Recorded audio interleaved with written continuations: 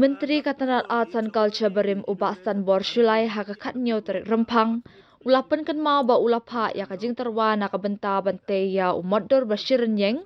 Jong U Tirot Sing haka nongba Dhaka Bangladesh. Bat udur mod ubatang lyngkot. Habakran syai kilat pathai kebor ubasan bor ulaong. Ngam tip, Henry hakapor kajong ngakum menteri bat katkum ki rekod. Ngila terwa ban penyeng ya udur mod Bashir ryngieng. Henry namar bangam deshu menteri bat dekmi. Ngam dan jingtip AA halor kani. Ya kani ulapan pau habakali halor ka jingpli ya umodur. Bashir lyngkot jong uni uriu ya le light luat jong ajat benriu hinyu trep. Haka nongba Dhaka. Katawat hadian ka Pynbna jong ka sorkar. Na ka benta bante ya udur mod Bashir ryngieng jong U Tirot Sing. Nalor kata uba Syulai upentip ru ba syamlayo pediang satya ya kanu ka jingkot ngobha. Banya don ringkat lang bat ka kenhun na ka jela banlet syapot Dhaka. Henry tat ha ka khalip mat ka bakat du. Ha ka ba satya ban penyasok bat ka ni ka kenhun. Namar ka jingdon jong ka dorbar mang tingka hapo ka ying dorbar tauan ka jela. Haba penpau ka jingkeman baha ka bakat du. Lala ban pli ya uni umador Bashir lyngkot. Jong uni unong yale lait luit Dhaka. Uba sanbor ulaong ba ulashim ya kisin jam. Banwanra ya kajing terwa bante ya uni umador Dhaka.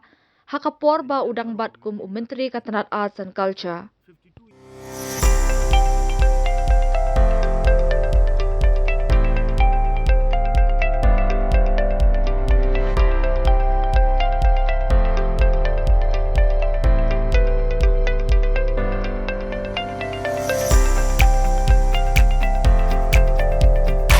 Citizen first is our motto. We believe that our citizens need to be connected with government for faster and efficient service delivery. I am happy to announce that we are coming up with a dedicated CM helpline call center.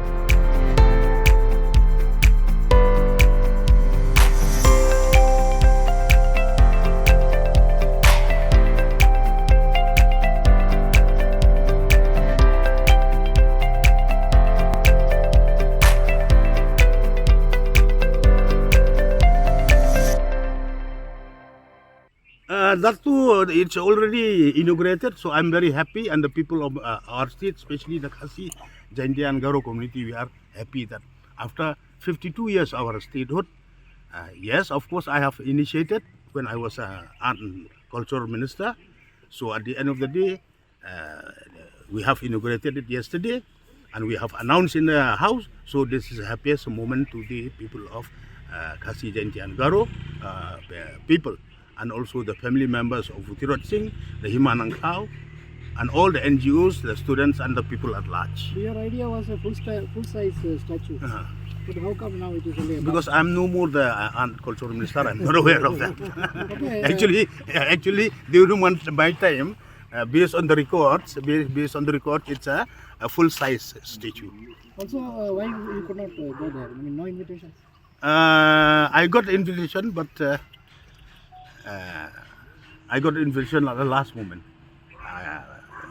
Yesterday only, when after assembly, when I went in the evening, so I saw invitation card on my table. So anyway, we are very happy. We are very happy. Okay, thank you. Thank you.